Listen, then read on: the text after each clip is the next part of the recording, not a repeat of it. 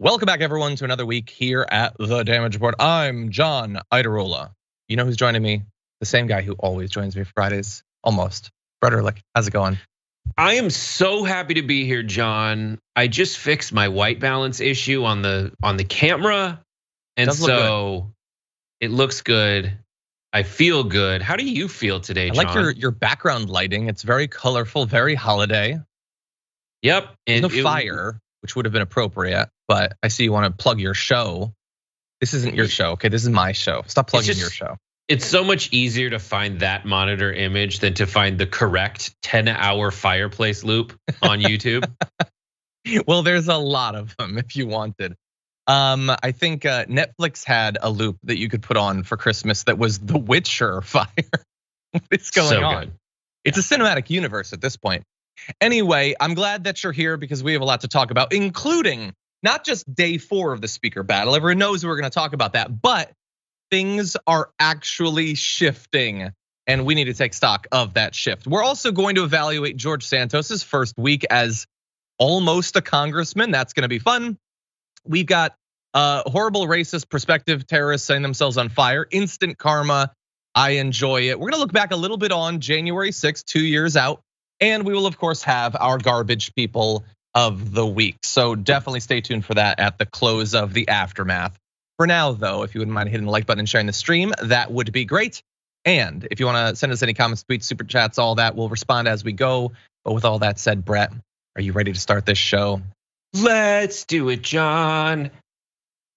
I thought you were gonna make a reference to Pippin, but maybe it's we'll particularly good.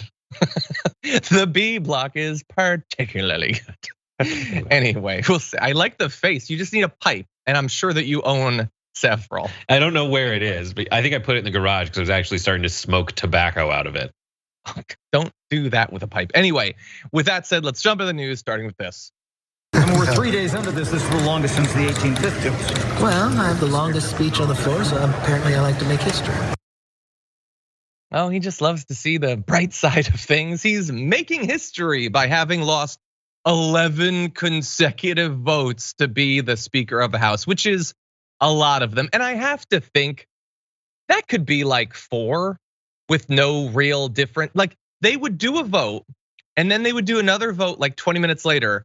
There was no indication that there was any reason for anyone to think that a single vote would have changed. I honestly just think they didn't have a plan and they were like, let's do another vote. But after this 3 days now, 11 different votes, it's the most protracted battle for the Speaker of the House since 1859. McCarthy did brief Republicans on a morning conference call on concessions that he had made to the different defectors. And he says that as a result of that call, he's in a good position right then. Well, here is our current knowledge of the concessions that were discussed. Take a look at this.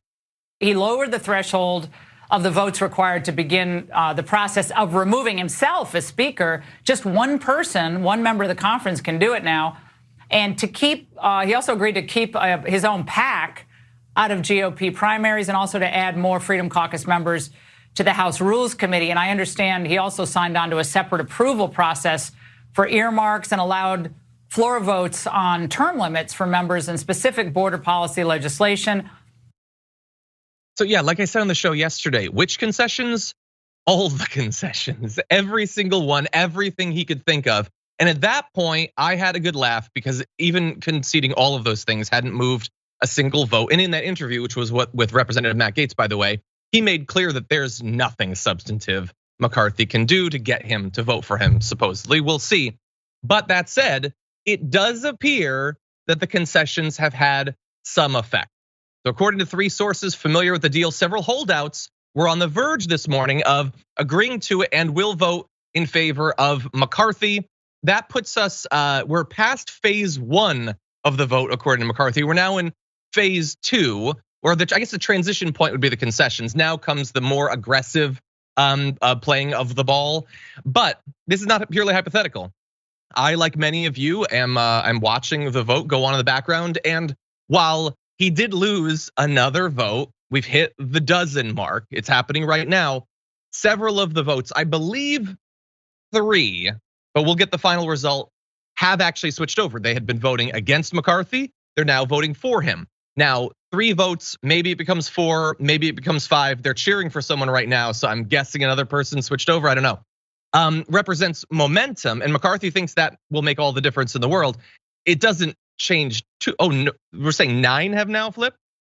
Okay, so we're gonna get the specific number. He's still lost, but this could represent a path forward for him. Brett, what do you think? There's a lot to unpack there. The first part being when he, in the first video you played, brags about making history. Like, there's a lot of bad ways to make history. The guy with the smallest penis in the world has made history. I'm not sure you want to be making history and call like that your big accomplishment. I apologize for the grossness, but that's on the one hand. The other thing is, like, the main calculus here is how long is the memory of the voting electorate? With the House of Representatives, I think you can get away with a little more disarray than in, say, the Senate. But this is a fiasco, and the battle is over the narrative. I just don't see anything really momentous in what they are fighting for now. Especially that thing to keep McCarthy's pack out of the primaries. I'm sorry, but it doesn't matter. He's still going to find a way to until you get rid of Citizens United, which is something I think that Matt Gaetz is for. You're never going to. He's definitely for certain campaign finance reforms. You're never going to get the main party out of it, especially at a time. And I don't see what they gain here, especially when the main takeaway from the midterms was that the Trump wing primarying incumbents, those folks were the ones who lost them power. Yeah. So the thing he's fighting for is is their Achilles heel, and he just wants to spread it to the rest of their body. Yeah. It is very weird, as you point out, that the ones who seem to have stopped them from having a bigger majority now get to use the smaller majority to gain more power. And even inside of that group, Lauren Boebert has been one of the most out in front, and she barely won her election in a district where Trump had done much better. So that's the weird way that politics works. But I do think we're at 9 votes right now. One individual, Andy Harris of Maryland, it looks like they're talking to potentially flip. He apparently wants to become chair of one of the subcommittees on the Appropriations Committee, which more senior members have been seeking. So look, at this point, would he be willing to give that to him? Maybe, if he needs that vote, and he does need that vote. But it is so weird that like the most fringe ones are going to be elevated to positions of even more power and authority. And I'm sure that will lead to no lingering problems for Kevin McCarthy going forward once he becomes speaker, if he does. Anyway, it looks like, Scott Perry flipped. Okay, so 9 holdouts have flipped right now, about half. That's more than they had predicted actually this morning, which I think represents good news for him.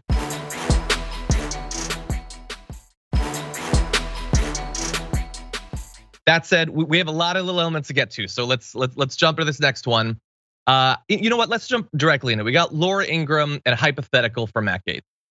Will you be okay then if there's ultimately a deal struck with moderate Democrats that give Democrats kind of co-control of the committees? You're fine with that? If Democrats join up to elect a moderate Republican, I will resign from the House of Representatives. That is how certain I am. I can assure your viewers that won't happen. I mean, I'm not saying it's likely, but hey, maybe our Congress will get slightly less awful if they're able to make that deal. The Democrats, of course, have continually said that they're not making that deal, and there's no public sign that they are. I assume there were some attempts. I find that to be an incredibly unlikely outcome, even before this morning, even before there is this momentum where McCarthy has basically halved the number of holdouts. I don't think that's likely to happen.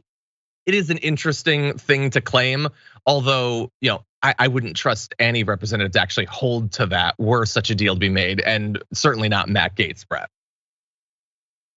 I mean, none of it really matters substantively, because you still have a Senate and a House that are divided. You're still going to have more Republicans in the House of Representatives than you have Democrats in the House of Representatives. And big picture, they're just going to be voting stuff down and stopping stuff from happening. All this is to me is Matt Gaetz just flexing in front of America at a time when America's big message was, rather than switch parties like we're supposed to, especially in harsh economic times when gas prices are up and inflation is up, we chose to tell people to stop embarrassing us. We'd rather save face than save money, if you believe the way that the Republicans frame things. And so all Matt Gaetz is doing is taking his disgusting, like bizarro Aykroyd face and embarrassing people with it. Yeah, I just don't see the payoff. And sure, he can threaten to resign. Matt Gaetz is going to be fine. He's also fighting for term limits, so to speak. He just wants to be the biggest name in this category of obstructionist.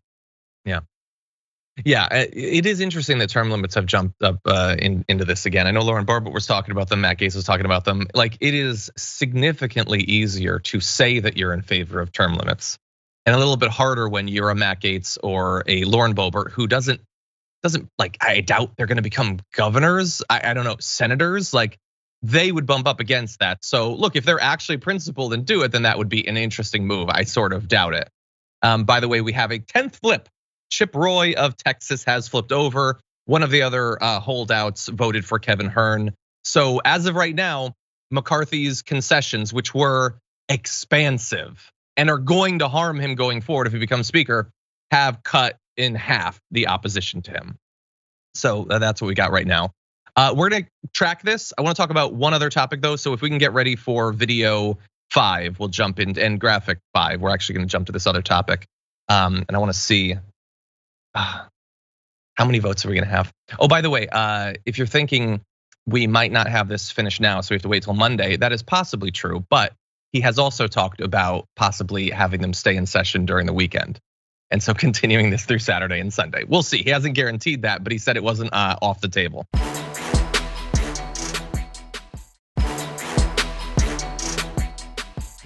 Anyway, with that said, let's jump to this. While the concessions Kevin McCarthy made to the holdouts are moving some of his former detractors, the endorsement from Donald Trump notably had no effect whatsoever. That doesn't mean though that Donald Trump is checked out of the process. He weighed in the dignified way you would imagine a former president would by posting on Truth Social this photo of him as the speaker, I guess. It's a flattering photo, but you get the idea. He could still become the speaker. Now, look, I get it. I get it that it's a joke, and I'm assuming that if he were actually presented the option, he wouldn't want to actually do this because that sounds like a lot of work. So I assume he doesn't actually want that. But I think the point of posting something like that is very much like, when all of a sudden you become the main character on Twitter and people are really digging into a dumb thing you said or did, and then you just post it like you're out with like your friends, like you're having fun. Like, no, you're not bothered by any of that. Donald Trump is ending a week where his ability to move even the most radical MAGA people in his direction appears to have reached effectively zero. And you know that is burning him up inside, but he's gonna pretend that he's actually having fun with the process. That said, it wasn't impossible that he could become speaker because he was actually nominated. Take a look at this. We also have to restore to the speaker's office an actual person that ought to be in the speaker's office, not the squatter who is currently there. And if the architect of the Capitol is listening, I sent a letter and I would like to know what the basis is to allow somebody to occupy the speaker's office who comes in second place 10 straight times. Is there like some basis in law or rule or precedent for that? And so I nominate President Trump because we must make our country great again, and he can start by making the House of Representatives great again. Okay, so look, this is a stunt obviously by Matt Gaetz. Matt Gaetz is opposing McCarthy, who Trump supposedly supports. And so to not look too bad to Trump or the continuing Trump loyalists, he's saying he actually wants Trump, who is not running, obviously. That's the way that he's supposed to win Trump back over to him. But then he undercuts it by like going on Laura Ingraham's show and declaring that Trump is wrong to back McCarthy. HR wasn't always his strong suit, which is true. Matt Gaetz isn't wrong, but I don't know that this is actually gonna make Donald Trump look or feel that much better, especially because he received only one vote when he was actually officially nominated, and that came from Matt Gaetz. So what Matt Gaetz did in trying to show Trump that he still has his back was make it so that every single one of the remaining holdouts who opted not to vote for Donald Trump are just effectively spitting in Trump's face at that point. I'm not saying that's literally what they're doing, or even what they're intending to do, but it's entirely possible that Trump will see it that way. So this stunt doesn't seem to have helped Matt Gaetz. It doesn't seem to have helped his relationship with Donald Trump. Yeah, they continue to vote present even when given the option. It was a purely symbolic thing. It would have been easy for them to vote for Trump at that point, and they declined to, Brett. First of all, I love all the people that vote present because they're just saying, I'm here for it. Like they're just sitting there being like, yeah, I was here. Saying that. Popcorn like falling out of their mouths, being like, this is great. Matt Gaetz is a weenie. And so I just don't understand. Like Trump would blow up the entire prevailing dynamic. He did that in 2016, and it was entertaining and constructive, I think, at the same time of being destructive, because the existing framework for politicians representing the people was broken, and Trump was kind of trying to say like, I can be a person, I can be an entertaining entity on stage and reveal how full of crap all the people I'm running against are with a simple jab or barb. But Matt Gaetz isn't really doing any of that. All Matt Gaetz is, he's trying to be the guy that stands up against like the establishment and Kevin McCarthy. Kevin McCarthy sounds and looks like a traditional Republican politician. You could put him in like any photo from the last, 50 years and he would fit in, right? But I just think that Matt Gaetz is doing such weird stuff in the meantime and not pointing to any big initiatives he's fighting for that people actually care about. All he's doing is proving that his party is weak and disorganized. Yeah. And Kevin, and he's weakening the position of the speaker that represents his party. I just don't see the utility in it for anyone other, but not including Matt Gaetz. I don't see what he gets out of this, other than screen time, which is like, just like that. Their instinct. It's like the instinct to just eat. Like he's hungry for it. Well, he does want the screen time. You could say there's utility in the concessions that they got, which to the extent that some of the concessions don't seem particularly substantive, but in theory, if they're one of the people who gets to be on the rules committee now that wasn't going to, that's potentially significant. Yeah, going forward, I want to turn now to, because we just hit, I think, the 12th person who flipped. So it's definitely looking like the tide might have turned. So let's jump into this last video of Jeanine Pirro and then talk about where we go forward from this point. I'm angry about it. You know why? They're making the Republicans look ridiculous. Lauren Boebert, with all due respect, I mean, the woman barely won her race. You're holding out until Kevin falls. What is the alternative? What do you want? What is the option? What can people agree on? You want the Republicans to vote to get the Democrats to get a Speaker of the House? Can you imagine Nancy Pelosi saying, let me get some Republicans so that I can be the Speaker? They're egomaniacs who've got no answers. And they ought to just be quiet and just go along with the majority at this point. If you don't want to vote for a bill, don't vote for it. And that's the end of it.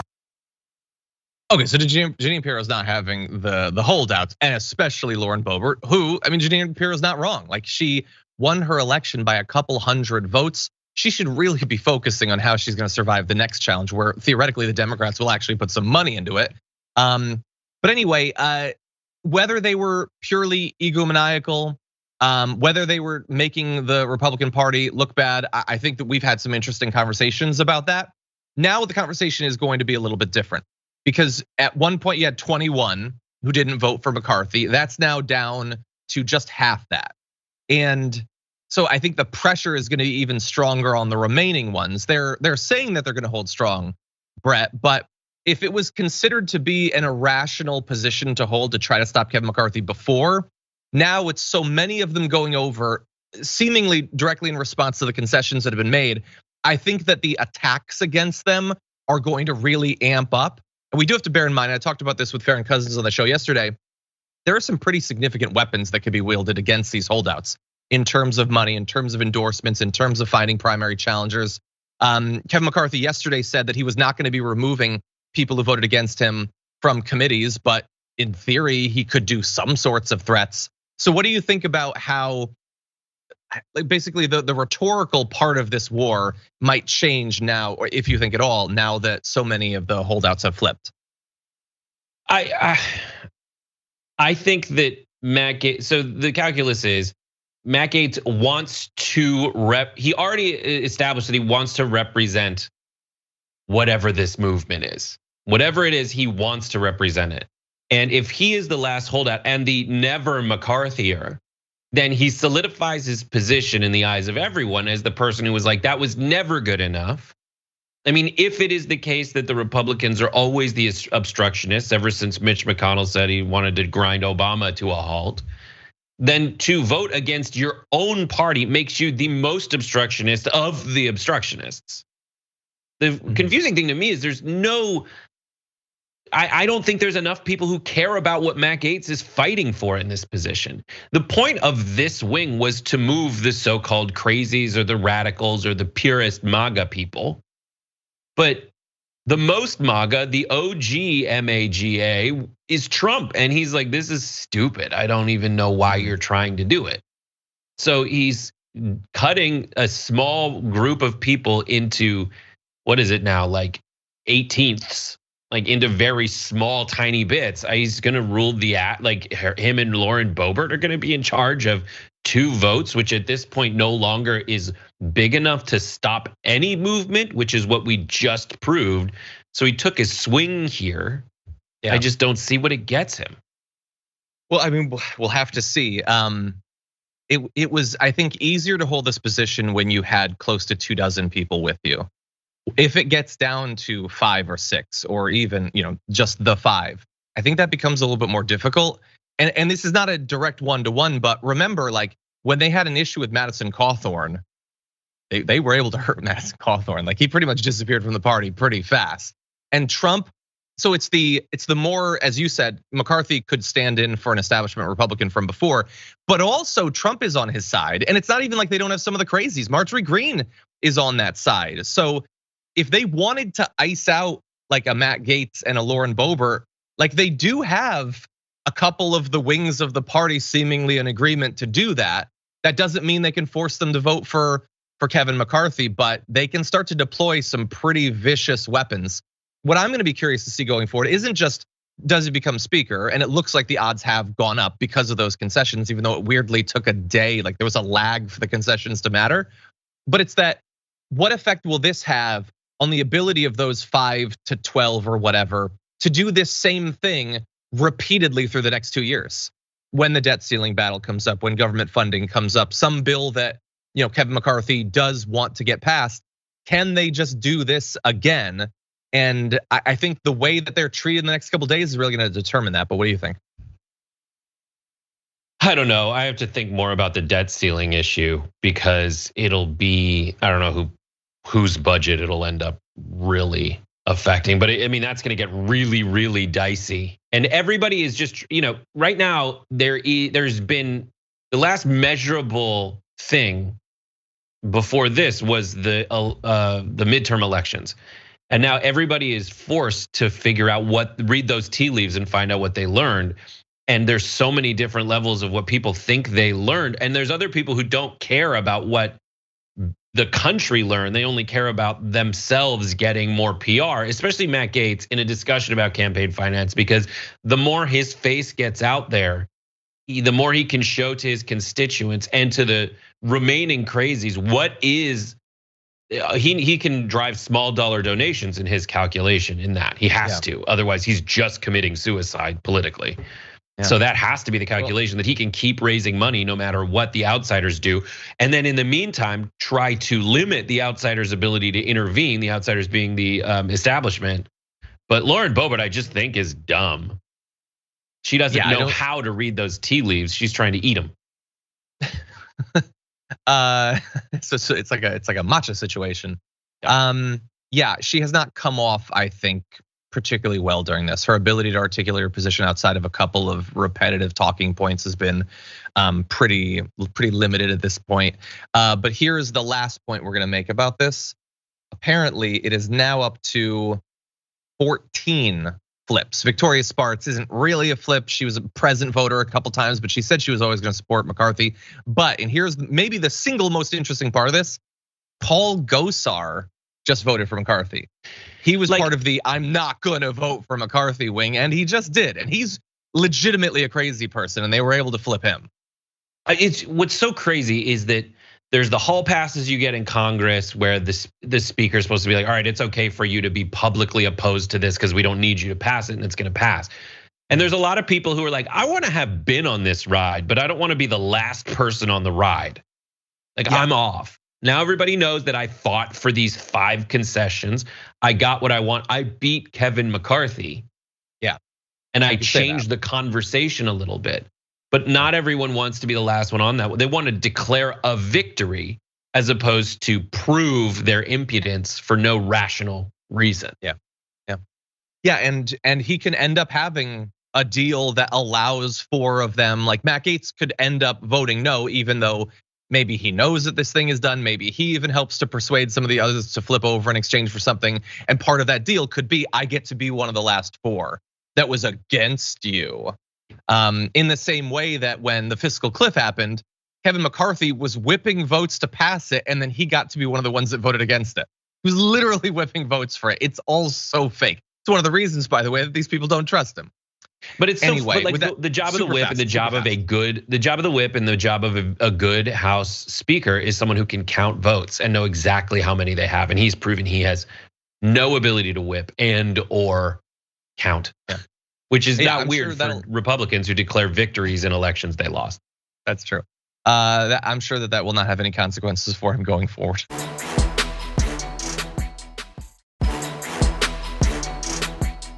You want to know how George Santos's first week as a kind of congressman is going? Pretty much I'd expect. He not only doesn't have the respect of his colleagues, except one in which getting their respect is probably worse than not having it.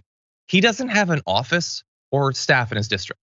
He might get it once someone reminds him that that's a thing a congressperson is supposed to have. But Fox 5 New York reported on Wednesday that the Republicans' Douglaston, Queens office was listed at the same location where retiring Representative Thomas Suozzi opened his doors, which seems a little weird. Maybe that's typical, I don't know. But video shows that the door remains closed. Nearby employees said there have been no action there over the past few weeks. So it's a busy week. Okay, I get that. Although you're supposed to have staff in DC and staff back in your district. But he hasn't had anything leading up to this. You actually have a job you're supposed to do. It's not just the voting in DC. It's not just going on Fox News. You're supposed to be aiding your constituents in the district. And one would think if you're coming into office having brutally lost the trust and faith of even the people who voted for you, you'd at least want to demonstrate that you're ready to do the job to maybe reel a few of them back in. But so far, no. Representative Peter King said any other member of Congress, when first elected, you have your staff in the office on the day Congress opens. People are going to be calling. You want to make sure the phones are working.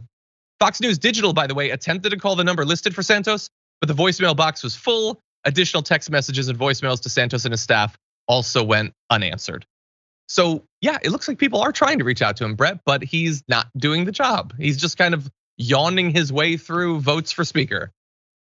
Or not knowing that his name was called, implying maybe he does not know his own name. I will say this, I applaud Santos for being kind of absent. I mean, Teddy Roosevelt spent hundreds of days of his presidency just out in national parks, uncontactable, roaming around. And he was one of the great presidents in the history of our land and a proud Republican until he changed parties because Bull Moose or something. But I absolutely love this story because the guy on a normal, like there's tons of people who get elected to Congress who don't really know what all goes into it. They have a whole extensive orientation process.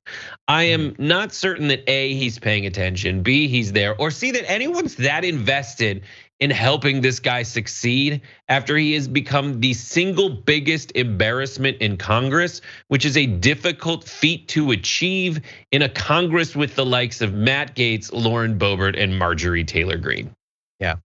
And considering that he could be the most embarrassing one. If he is going to climb back up the social or respectability ladder, he's gonna have to start with those lowest rungs. And we have to give him credit. He appears to be doing an okay job so far. Take a look at this. Buck. Bouchon. McCarthy. Baczynski. Jeffries. They're chitting and chatting, and if we could jump to graphic 8, apparently they're having a good time. Marjorie Greene, who's notable as quite a comedian, made him like bust out laughing at some point. If we go to this last graphic, so most reputable members of either party want nothing to do with him, but I guess birds of a feather or something. What do you think about his new? I think they should do some sort of like buddy government film. There's a very hilarious photo also of AOC talking to him, and the look on her face is just like, what? It is insane. Let me see if I can find it, but it is so good. I love it very much. What I am worried about, earlier this week, I forget what day, my request was just that we please try, and this has never happened before, but let's please try to not let the gradual passage of time give him fake respectability. Like, we cannot allow him to just become a regular congressman at some point. And I'm worried that I'm gonna gradually do that and just start talking about him as if he's a regular person, but I hope nobody does that. Like, you cannot escape the sorts of lies that he told about 9/11 and the Holocaust and all of that. Let him be an outcast who can only talk to Marjorie Greene. I just hope. It's, oh my God, what is? If you go to my single, you can see AOC looking at him like, what's going on? This is an Anna Moneymaker Getty Images photo that we have the rights to. Nice. I wish I knew what he said and what she said back. These are the great moments. Just look at just the amazing things that are happening in this photo. Oh my God. What? And then down How is here, all of this happening in one photo. He just realized that he was being. Oh my God. Anyway, okay. That's all the time we have for the ridiculous stuff going on in the House. We're gonna keep an eye for when the next vote is called and all of that. But for now, why don't we move to our next block? A little bit of good news starting with this. We were so excited to get this decision today. And as you can see, it's rather hefty. So there will be a lot for us to learn as we go along. But this was a definitive decision. There is no question that abortion is legal and protected in South Carolina. And we look forward to continuing that service, that abortion care to our patients. That is the Director of Public Affairs for South Carolina reacting to the decision of the state Supreme Court knocking down the 6-week ban on abortion. It was a 3-2 decision, so pretty close. These things tend to be. Never forget how important the judiciary is. But it took about 2 years for this decision to finally come, a long battle. That was Republican Governor Henry McMaster, who 2 years ago signed the 6-week abortion restriction into law. It's banning abortions after cardiac activity is detected. That was one of the tricks that the anti-abortion movement played, trying to pretend that for some reason that threshold had biological or ethical significance for some reason. So, we can go from 20 to 6 specifically because of that point. In any event, there were actually exceptions in this ban, which makes it notable in more recent days. It provided exceptions for pregnancies by rape or incest, pregnancies that endanger the patient's life. Some of the more recent bans don't even include those things. So it's particularly significant that this was knocked down considering that it had those exceptions. That seems like almost a more significant thing for the state Supreme Court to do. And I wanna give you just a little bit of the reasoning. So Kay Hearn is one of the justices of that Supreme Court, said that the state unquestionably has the authority to limit the right of privacy that protects from state interference with the decision to get an abortion. But she added that any limitation must afford sufficient time to determine one is pregnant and take reasonable steps if she chooses to terminate that pregnancy. 6 weeks is quite simply not a reasonable period of time for these two things to occur. And I'm sure that this will be appealed. We'll see what ends up happening with that. But because this has been struck down, South Carolina now reverts their previous abortion law, which restricts the process after 20 weeks. Brett, what do you think? I mean, it's very significant that this happened in South Carolina, a deep red state that since 1964 has voted for Republicans, except for Jimmy Carter versus Gerald Ford. Like that was the only time that nationally in the presidential election they opted for a Democrat. And those are relevant. And the only thing really relevant is anything after Roe versus Wade in this context. But I mean, this is one time when a Republican-packed court is not out of step with the people at large. Yeah. And time again, whether it's in South Carolina's court or if it's in Kansas's public referendum, the people are saying, actually, we are for a woman's right to choose, period. We are pro-choice. If you want to do what you want with your body, we're fine with that.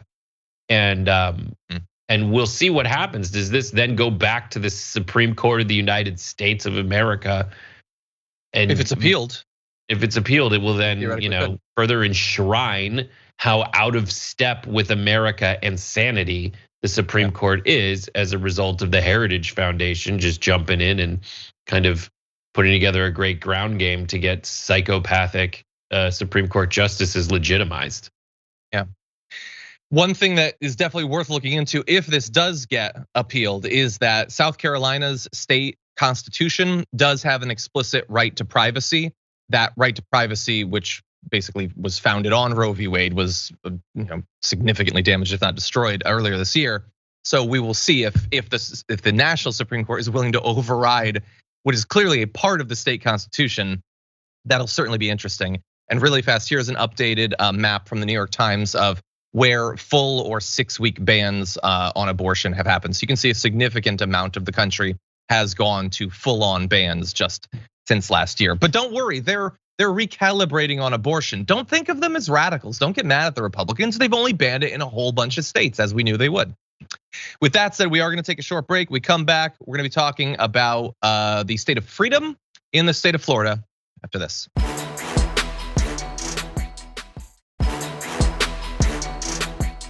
By the way, could we get a poll? Actually, if any of the mods can set up a poll, I'd like to see what people's gut is about whether, does he become speaker today or does he not?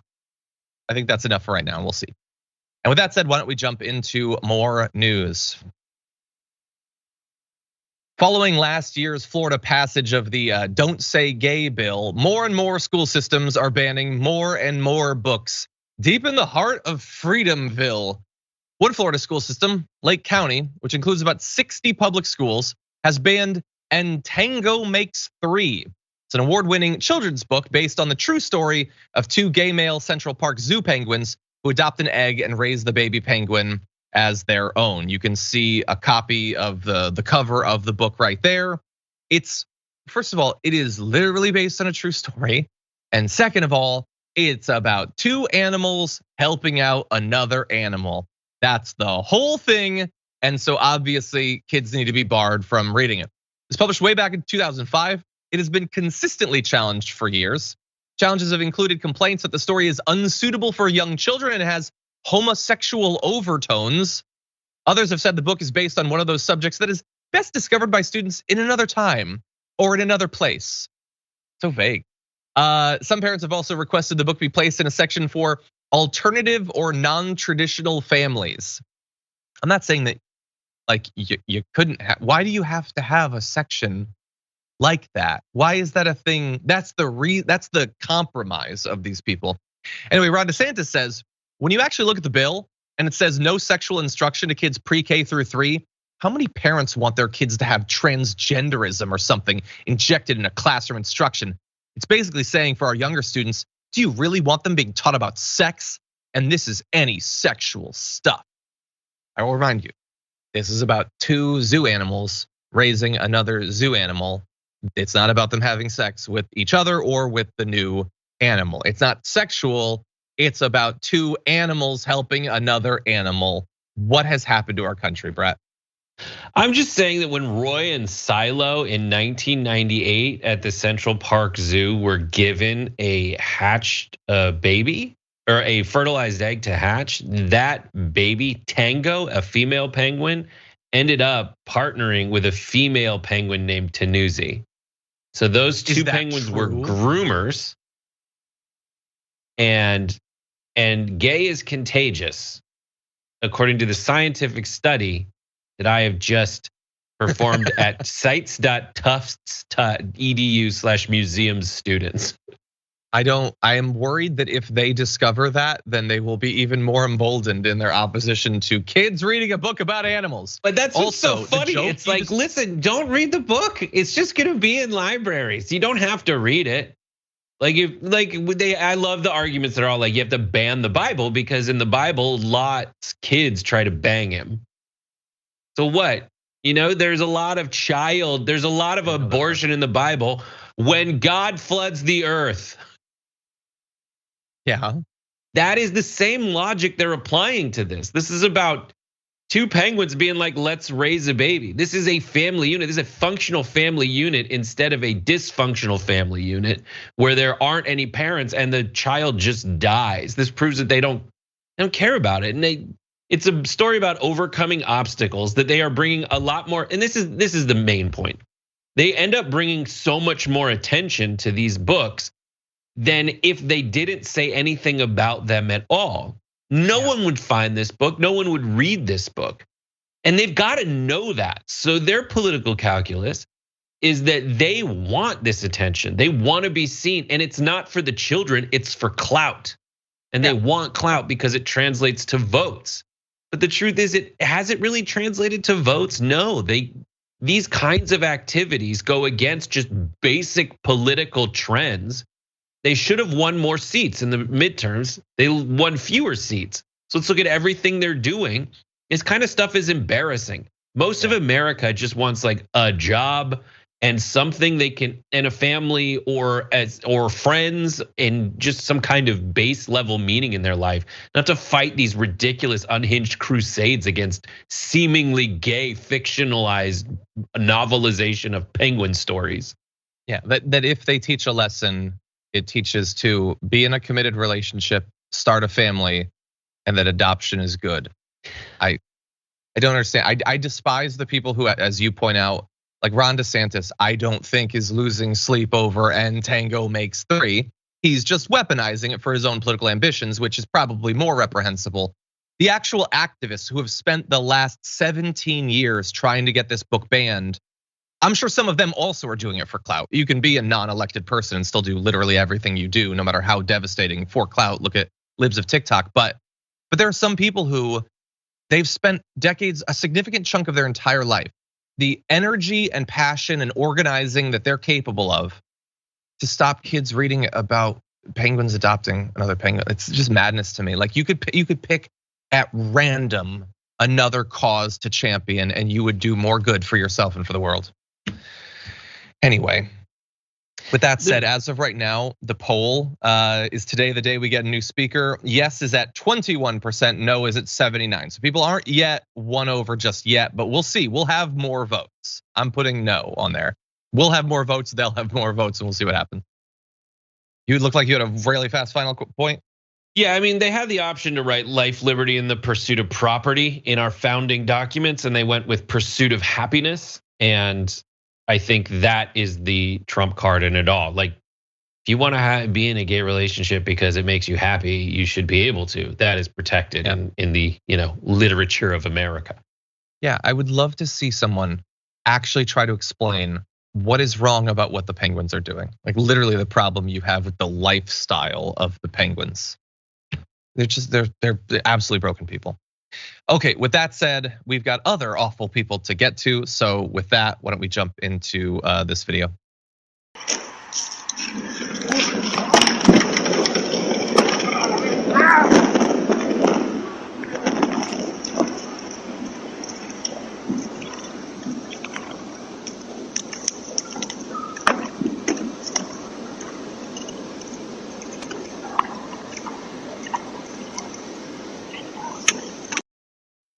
Thank you to Chuds of TikTok for sharing that video. Absolutely insane.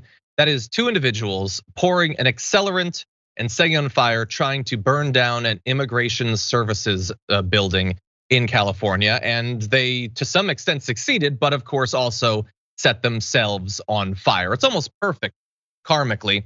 Anyway, you know what the crime of this building and its employees was? It was so terrible that this act of domestic terrorism needed to be done.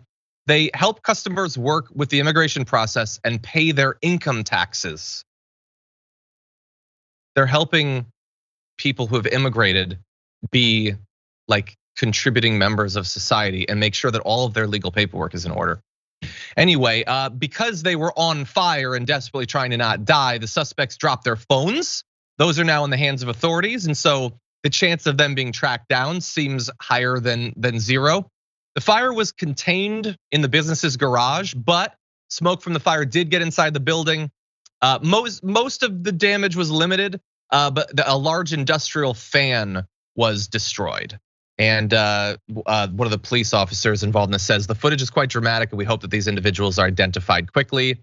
I certainly hope so, because I'm imagining that the sort of person that would start a fire like this maybe is going to be a little bit more careful next time to not be close to it. But I have a feeling this is probably not the last crime they commit. What do you think, Brett?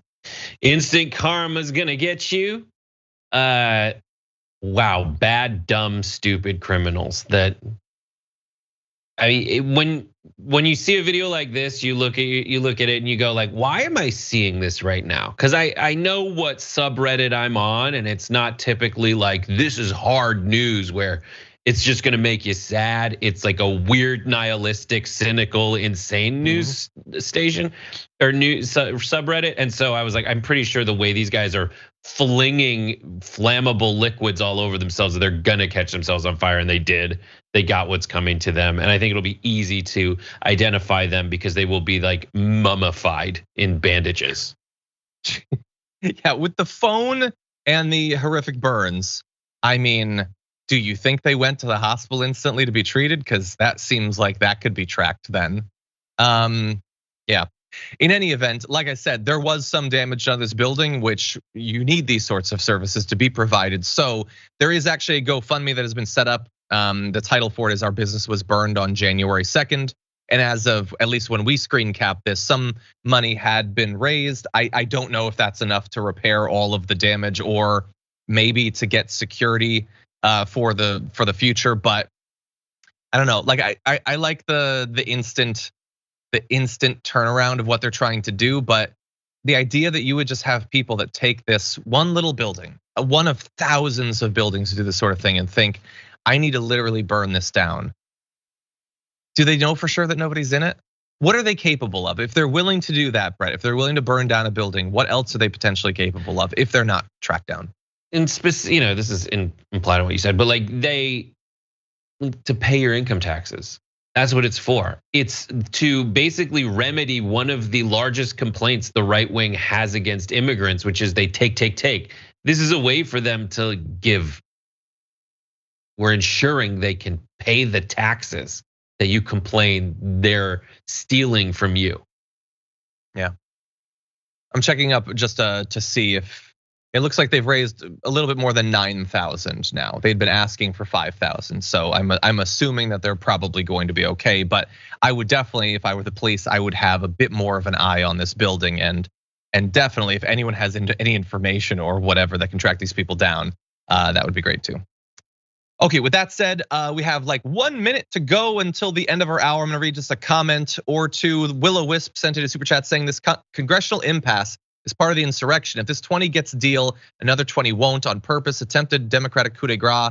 It's about fascism, not Trump.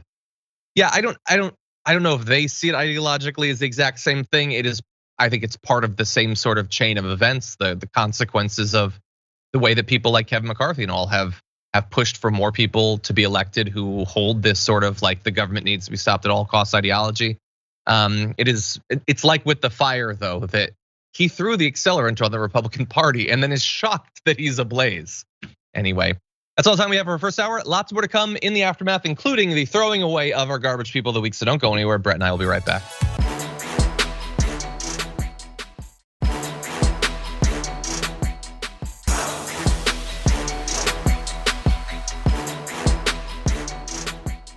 Thanks for listening to the full episode of The Damage Report. Support our work, listen ad-free, access members-only bonus content, and more by subscribing to Apple Podcasts at apple.co/TYT. I'm your host, John Adarola. I'll see you soon.